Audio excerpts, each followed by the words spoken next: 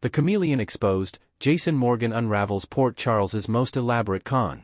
The peaceful facade of the Quartermaine mansion has been shattered as Jason Morgan's relentless investigation into Veronica, Ronnie, Bard reveals the shocking truth behind one of General Hospital's most elaborate deceptions.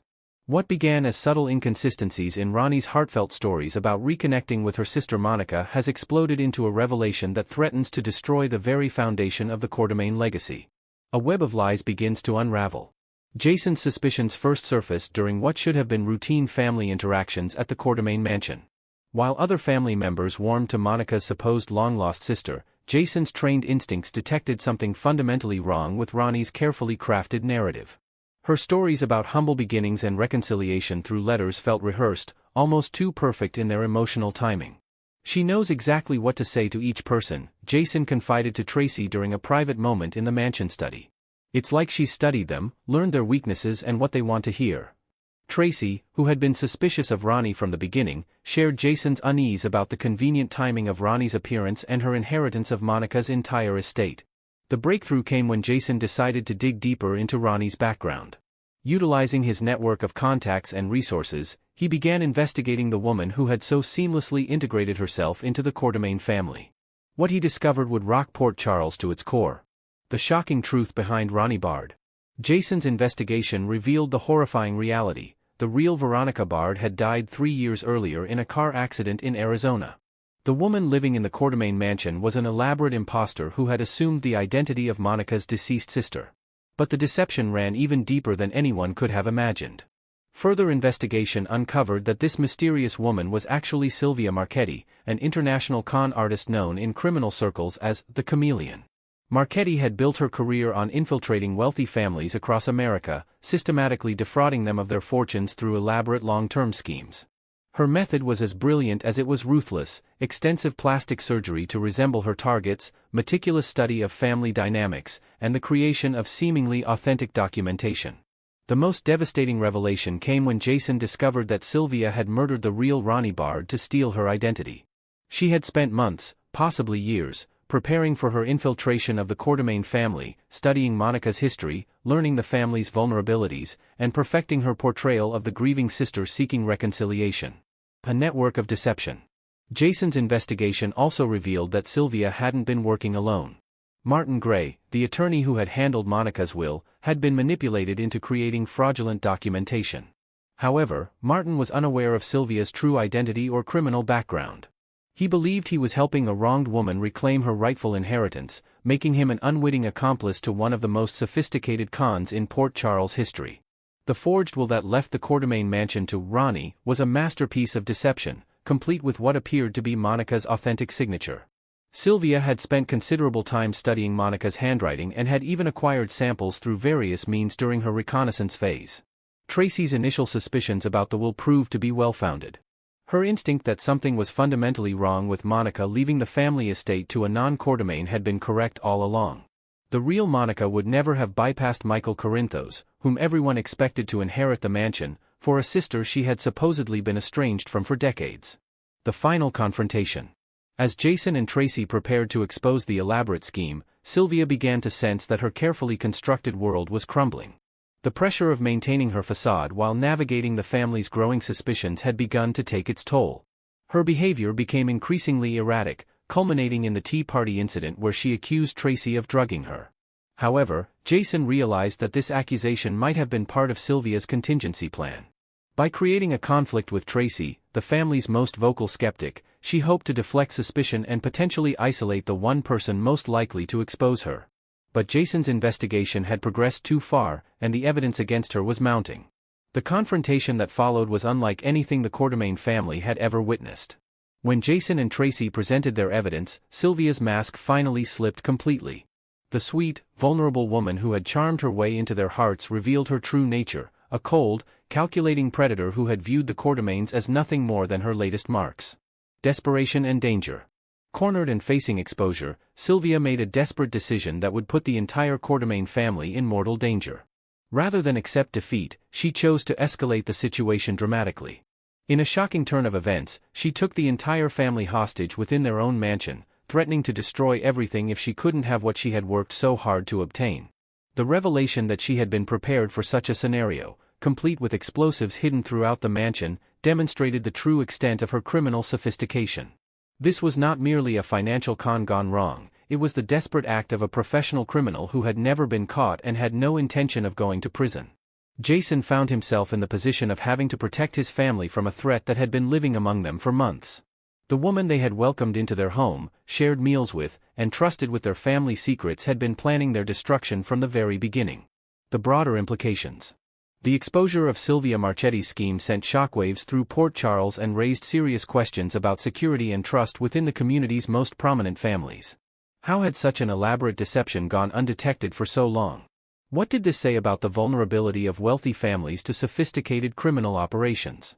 Law enforcement officials indicated that Sylvia's network likely extended far beyond Port Charles, with potential connections to similar cons across the country. Her level of preparation and the resources required for such an operation suggested the involvement of a larger criminal organization specializing in long-term identity theft and fraud. The psychological impact on the Quartermaine family was immeasurable. They had not only been betrayed financially but emotionally manipulated by someone who had preyed on their grief over Monica's death.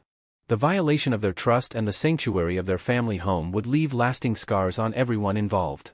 A family's resilience. Despite the trauma of the revelation and the dangerous situation that followed, the Quartermaine family's ordeal also demonstrated their fundamental strength and resilience. Jason's protective instincts and investigative skills, combined with Tracy's sharp intuition and unwillingness to be fooled, ultimately saved the family from complete destruction. The incident also served to bring the family closer together, as they realized how precious their bonds truly were when faced with someone who had sought to exploit and destroy them. The experience reinforced their commitment to protecting one another and maintaining the legacy that Monica had worked so hard to preserve. As Port Charles began to process the magnitude of the deception that had been perpetrated against one of its most prominent families, the community grappled with the unsettling realization that sometimes the greatest threats come from those who appear to be offering comfort and connection. The chameleon's web of lies had been exposed, but the impact of her crimes would be felt for years to come. The case of Sylvia Marchetti serves as a stark reminder that in a world where appearances can be deceiving, vigilance and trust in one's instincts remain the most valuable defenses against those who would prey upon grief, hope, and family loyalty. For the Quartermaines, survival meant not just escaping physical danger, but rebuilding their sense of security and trust after experiencing betrayal at its most intimate level. Next. In a jaw-dropping twist that's about to rock Port Charles to its core, General Hospital is poised to deliver one of the most explosive revelations in recent memory. The mystery surrounding Drew Cain's shooting has taken a shocking turn that no one saw coming. Nina Reeves pulled the trigger, and her daughter Willow witnessed the entire horrific scene, but chose to remain silent out of love for her mother.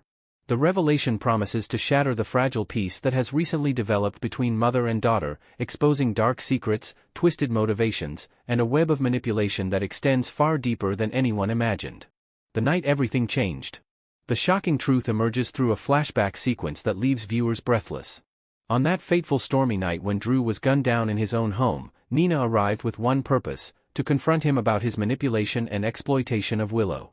Drew, ever the arrogant politician, made a fatal mistake. When Nina demanded answers about how he'd been using her daughter, he laughed in her face.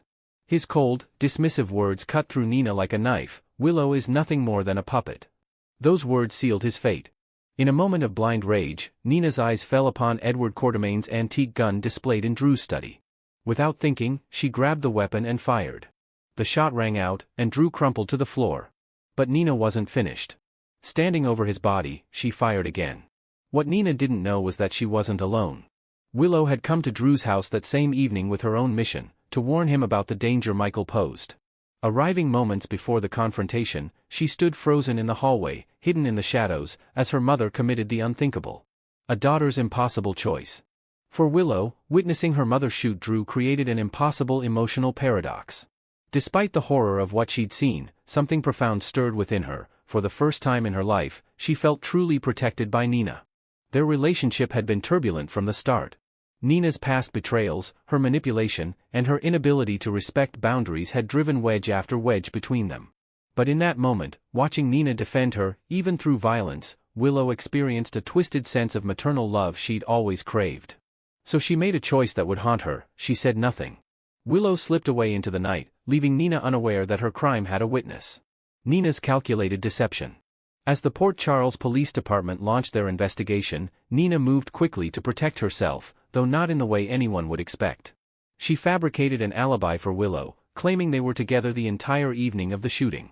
But Nina's motivation wasn't maternal protection. It was self-preservation with a cruel twist. She was creating a scapegoat. By establishing Willow's alibi, Nina positioned her daughter as an insurance policy, a person she could sacrifice if the investigation got too close. When security footage from Nina's apartment building proved she was alone that night, her carefully constructed lie began to unravel. The alibi collapsed, and suddenly Willow became the prime suspect, exactly as Nina had planned. The ultimate betrayal. In a courtroom scene that left viewers stunned, Nina made her move. During testimony, she deliberately recanted her alibi statement for Willow. The calculated move was the next phase of her plan: let Willow take the fall while she walked free. The PCPD moved swiftly. Willow was arrested and charged with attempted murder. Nina, meanwhile, faced only conspiracy charges for providing false information. Her manipulation had worked perfectly, or so it seemed. Behind bars, a nightmare unfolds. Willow's nightmare was only beginning. Remanded to Pentonville while awaiting trial, she found herself in a dangerous environment where she was vulnerable and alone. Then came an encounter that would change everything. A fellow inmate approached Willow with menacing intent, someone Nina had allegedly hired to teach her daughter a lesson about loyalty. The attack seemed inevitable, another layer of Nina's twisted plan to control and punish her daughter. But as the confrontation escalated, the inmate revealed something that stopped Willow cold: her identity. This wasn't just another prisoner. This was Nelle Benson, Willow's supposedly dead twin sister, alive and seeking revenge. The return of Nelle Benson. Nelle's survival and return adds an entirely new dimension to the already complex situation.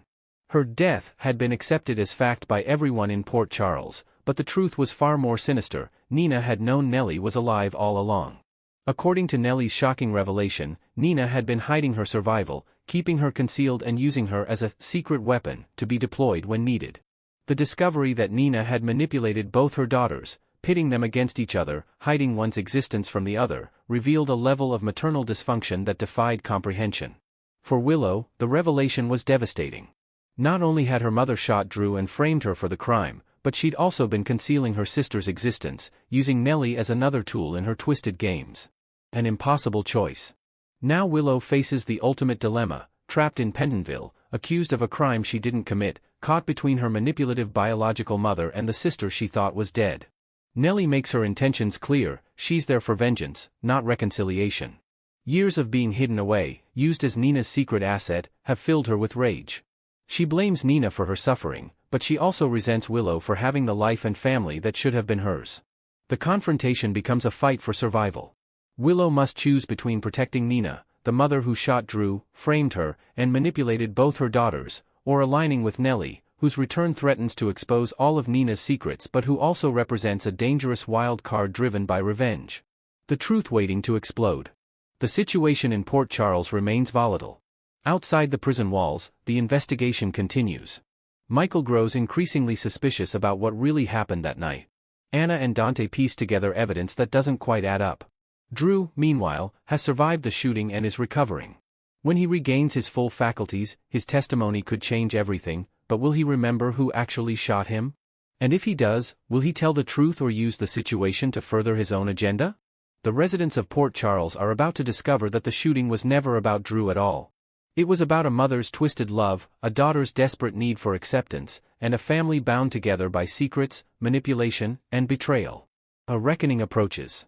As Willow and Nelle face off in Pentonville, both women must confront difficult truths about Nina, about themselves, and about what family really means. Nelle's return threatens to expose not just Nina's guilt in Drew's shooting, but years of deception and manipulation that have damaged everyone in their orbit. For Nina, the walls are closing in. Her carefully constructed plan to frame Willow is beginning to crumble as more evidence surfaces. The truth about Nelle's survival cannot remain hidden forever. And when everything comes to light, Nina will face consequences far beyond a prison sentence. She'll lose both her daughters forever. The question now is whether Willow can find the strength to do what's right, even if it means destroying the relationship with her mother that she's always wanted. Can she choose justice over the twisted version of maternal love that Nina offers? And can she and Nelle overcome their differences to unite against the woman who has manipulated them both? The battle for truth.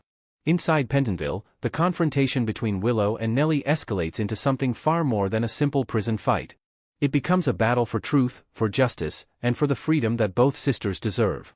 Each woman holds pieces of information that could free them both, or condemn them. Willow knows that Nina pulled the trigger. Nelle knows about Nina's long-term manipulation and the secrets she's been keeping. Together, they have enough evidence to expose everything. But can two sisters who've been pitted against each other by their mother find common ground? Can they trust each other enough to work together? The drama promises to deliver shocking revelations, emotional confrontations, and a reckoning that will reshape the landscape of Port Charles forever. As the truth about Drew's shooting emerges, it will expose not just one crime, but a pattern of manipulation and betrayal that extends back years.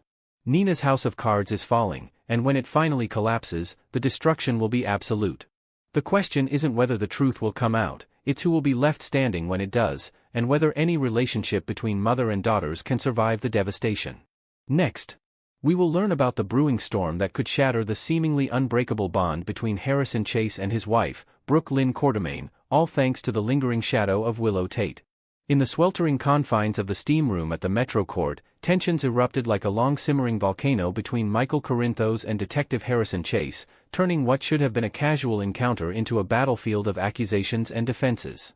The core of their fiery exchange revolved around Willow's alleged role in the shocking shooting of Drew Kane, with Michael firmly convinced of her guilt and Chase passionately arguing for her innocence, his voice echoing off the misty walls as he recounted every detail of the evidence he believed exonerated her. This confrontation wasn't just about facts, it revealed deeper emotional undercurrents, as Chase's eyes flashed with a protectiveness that went beyond mere duty, hinting at unresolved feelings from Willow's turbulent past that could now jeopardize his present happiness. As steam clouded their vision, Michael's warnings about family betrayal hung heavy in the air, foreshadowing a rift that might extend far beyond these two men. Chase's persistent attachment to Willow appears to stem from a classic hero complex, where his role as a law enforcement officer blurs the lines between professional obligation and personal sentiment, potentially leading him down a path of self-destruction in his marriage. Long before Willow's legal troubles, Chase had shown a soft spot for her during her vulnerable moments, like when he supported her through the chaos of her medical battles and family secrets, and now, with her behind bars, that chivalry seems to be resurfacing in full force. Fans have speculated that this isn't just about justice. Chase might be replaying old scenarios in his mind, where he once imagined a different life with Willow before Brook Lynn captured his heart completely. If he continues to prioritize Willow's defense over his vows, it could erode the trust he's built with Brook Lynn, who has already demonstrated remarkable patience but possesses limits that are starting to fray under the weight of these revelations. Brook Lynn, ever the fierce Quartermaine loyalist, has gone to great lengths to accommodate Chase's lingering affection for Willow, drawing from her own experiences in messy relationships to offer understanding rather than ultimatums. As Michael's cousin, their bond runs deep, forged in shared family crises like the endless corporate battles at ELQ and personal heartbreaks that have tested their resilience time and again. She remembers how Michael stood by her during her music career scandals and now feels compelled to reciprocate that support. Inventing a new layer, imagine Brook Lynn confiding in her mother, Lois, about her fears, weighing the Quartermaine code of unity against her love for Chase, ultimately deciding that betraying Michael would fracture her identity as much as it would her marriage. Her love for Michael isn't superficial, it's rooted in childhood memories of holiday gatherings at the mansion, where they plotted against Edward's schemes, and if push comes to shove, she'll stand firmly on Team Michael, even if it means confronting Chase about his divided loyalties in a tearful late-night discussion. Willow's history with romantic entanglements paints a vivid picture of a woman drawn to knights in shining armor, a pattern that began with her ill-fated marriage to Michael and now threatens to ensnare Chase in its web, amplifying the dangers of his current involvement. From her early days in Port Charles, where she sought solace in men like Silas and later Michael during her leukemia ordeal, Willow has consistently fallen for those who swoop in to save the day, often mistaking gratitude for deeper emotions that lead to complicated affairs. Adding inventive depth, consider how Willow's therapy sessions in prison might explore this cycle, with her counselor probing why she idealizes rescuers, perhaps tying it back to her adoption trauma and feelings of abandonment by her birth mother, Nelle. Chase, by stepping into this role once more, defending her against what he sees as Michael's vendetta, is unwittingly positioning himself as her latest potential paramour, a dynamic that could spark jealousy in Brook Lynn and force Willow to confront her own manipulative tendencies if she senses an opening. At the heart of Chase's determination lies his unwavering belief that Willow is innocent of shooting Drew, coupled with a bold theory that Michael orchestrated the entire setup to eliminate a threat to his custody battles over their children, Wiley and Amelia. Chase has been poring over crime scene photos and witness statements in his off hours, convinced that inconsistencies in the ballistics report point to tampering, and he's even enlisted the help of a forensic expert friend from the PCPD to re-examine the evidence discreetly. This quest for truth, while noble on the surface, ignores the familial ties binding him to Michael through marriage, as Brook Lynn's connection makes any accusation against her cousin a direct assault on their household harmony. Expanding creatively, picture Chase sketching timelines on a whiteboard at home, oblivious to Brook Lynn's worried glances, as he uncovers what he thinks is a smoking gun, a forged alibi document linking Michael to the weapon, potentially dragging the Quartermaine name through more scandal if his hunch proves wrong. The familial web in Port Charles demands unwavering allegiance, and Chase's fixation on Willow, Michael's ex who shattered their marriage through infidelity with Drew, positions him as an outsider in his own family circle, risking isolation that could prove irreparable. Marrying into the Quartermaines means embracing their dramatic legacy of secrets and showdowns, from Lila's enduring wisdom to Tracy's sharp-tongued interventions, and Chase's actions now challenge that integration by siding with an adversary. In a new invented scenario, during a tense Quartermaine dinner, Michael could confront Chase publicly, with Ned and Olivia caught in the crossfire, highlighting how Chase's loyalty detour not only alienates Michael but also strains his rapport with Brook Lynn's extended relatives who view Willow as a perpetual troublemaker. Ultimately, his choices might culminate in a regrettable confrontation, like leaking preliminary findings to the press, which backfires spectacularly and forces him to beg for Brook Lynn's forgiveness amid the fallout. While outright infidelity between Chase and Willow seems unlikely given his honorable nature, his overzealous efforts to vindicate her, such as pulling all-nighters on case files or bending police protocols, could still ignite fireworks in his marriage, leaving Brook Lynn feeling sidelined and undervalued. Envision Chase skipping their anniversary dinner to interview a shady informant about Willow's alibi, arriving home exhausted and defensive, only to find Brook Lynn composing a heartfelt letter expressing her doubts about their future. She entered this union knowing his badge came with risks, from perilous stakeouts to ethical dilemmas, but this feels personal, encroaching on the sacred space of their relationship built on mutual respect and shared dreams. Their 2024 wedding remains a highlight in soap history, with its elegant ceremony at the Quartermaine estate under twinkling lights, vows exchanged amid fireworks that symbolized their passionate union, yet now those memories serve as a bittersweet reminder of what might slip away if Chase doesn't recalibrate his priorities. Even if Michael's innocence holds true and no frame-up occurred, Chase's relentless pursuit to aid Willow would cast a poor reflection on his professionalism as a detective and his commitment as a spouse, potentially inviting scrutiny from the PCPD commissioner and whispers among Port Charles elite. Colleagues like Dante Falconeri might pull him aside for a brotherly warning, citing past cases where personal biases led to demotions, while the media frenzy could portray him as biased, undermining his credibility in high-profile investigations. Creatively adding layers, suppose an internal affairs probe is triggered by an anonymous tip, perhaps from a jealous rival at the station, questioning Chase's objectivity, which not only jeopardizes his career but also exposes private family texts between him and Willow, fueling tabloid rumors that test Brook Lynn's resolve to stand by him publicly. Complicating matters further, Willow's predisposition to romanticize her saviors raises the specter of her making advances toward Chase, disregarding his marital status and injecting even more volatility into an already precarious situation.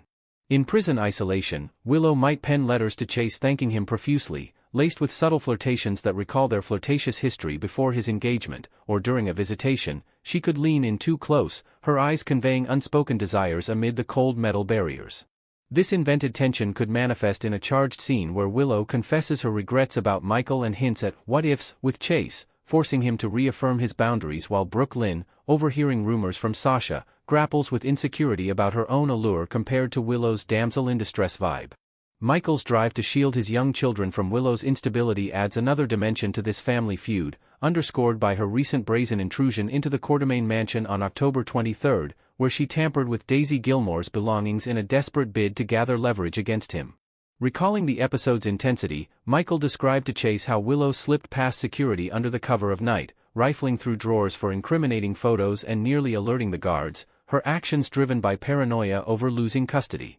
This violation not only heightens Michael's resolve to keep her at bay but also illustrates her escalating desperation, which Chase dismissed as Michael's exaggeration, blinding him to the real threats she poses to the children's safety and emotional well-being.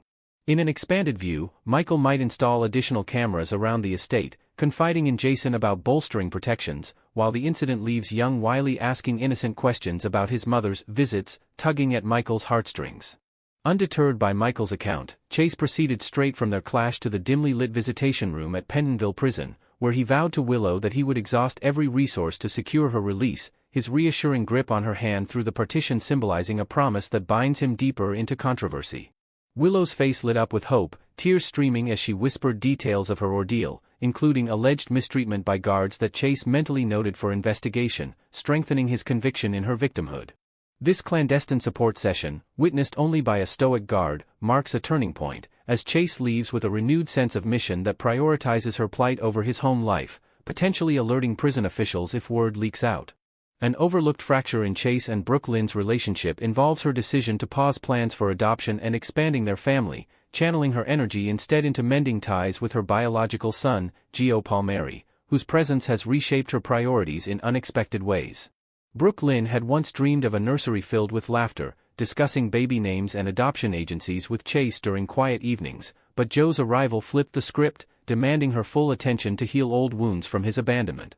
She envisions family therapy sessions where Gio opens up about his resentment, perhaps revealing dreams of the life he might have had with her and Dante, forcing Brook Lynn to confront the pain of her youthful choices amid the glamour of Port Charles society. Joe's lingering hurt over being relinquished as an infant creates a poignant emotional barrier, as he vocalizes feelings of rejection during heartfelt conversations, comparing his story to other Quartermaine adoptions like Michael's with AJ, which only deepens Brook Lynn's guilt.